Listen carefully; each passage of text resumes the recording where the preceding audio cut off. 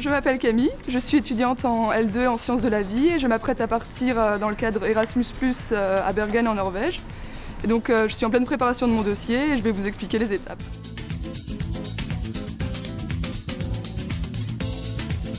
Il y a énormément de destinations possibles, donc quand on voit toute la liste, une dizaine de destinations, on est un peu euphorique, on a envie de partir, d'aller à chaque destination. Et une fois que ce moment d'euphorie il se calme un peu, on cherche plutôt quelle matière nous intéresse le plus. Et bah oui, en regardant les différentes matières proposées, celle de Norvège correspondait le mieux à mon parcours. La première personne à contacter dans votre composante est le correspondant relations internationales, et il y en a un dans chaque composante ou faculté. Donc c'est lui qui sera votre contact pour construire réellement votre projet de mobilité.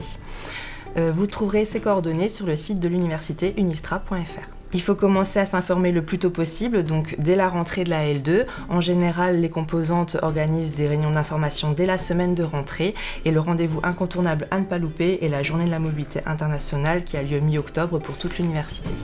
Il y a un autre endroit incontournable, c'est la maison universitaire internationale où on peut poser des questions à des professionnels. Est-ce qu'il y a des tests de langue obligatoires avant de partir? Pour Bergen, il n'y a pas de test de langue. Par contre, certains établissements vont demander à l'étudiant un test de langue que vous pourrez passer auprès de l'université de Strasbourg, auprès du centre Spiral par exemple. Et si votre candidature est retenue, vous aurez un test de langue en ligne obligatoire à passer, mais qui ne conditionnera pas votre départ. Une fois qu'on a à peu près en tête une idée de destination, il faut commencer sa candidature. Donc d'abord candidater en ligne. Pour ma part, j'avais 3 vœux de destination.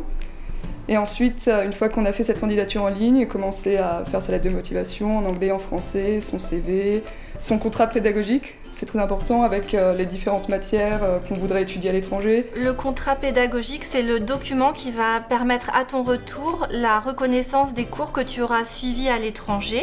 Dans ce document, il est fait état des cours que tu vas suivre, des modules et du nombre de crédits ECTS qui correspondront à chaque module. Et il y a un autre papier qui est la reconnaissance de ces cours suivis. Qu'est-ce qui sera validé finalement à ton retour en France?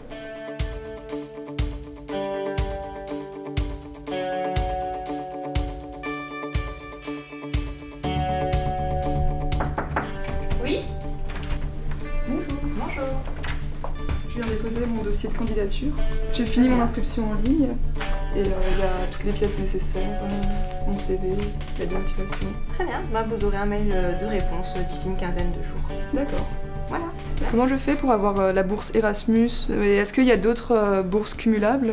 Lorsque vous faites votre demande de candidature Erasmus, la demande de bourse est automatique, donc vous n'avez pas de démarche supplémentaire à faire. D'autres aides cumulables avec la bourse Erasmus plus études existent et elles sont toutes référencées sur notre site Unistra.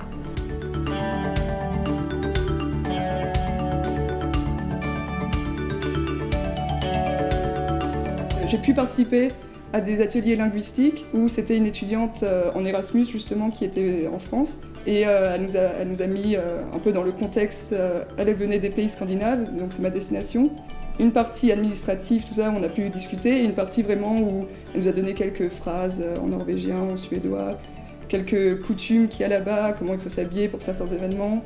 On a écouté de la musique scandinave, vraiment pour se mettre dans le bain, pour avoir une première approche de comment ça sera une fois sur place. Quand j'ai décidé de partir, j'ai assisté à la journée de la mobilité internationale pour me fixer un peu les idées. Là, j'ai pu rencontrer des étudiants qui étaient partis, leur poser quelques questions, voir les différentes destinations possibles. Une fois que ces étapes sont faites, il ne me reste plus qu'à me focaliser sur les étapes pratiques une fois sur place, donc le logement, les transports, l'université, la nourriture est important. Et voilà, juste à me focaliser sur l'idée que l'année prochaine, je ne serai pas en France, je serai dans un pays étranger. Donc ça va être trop bien.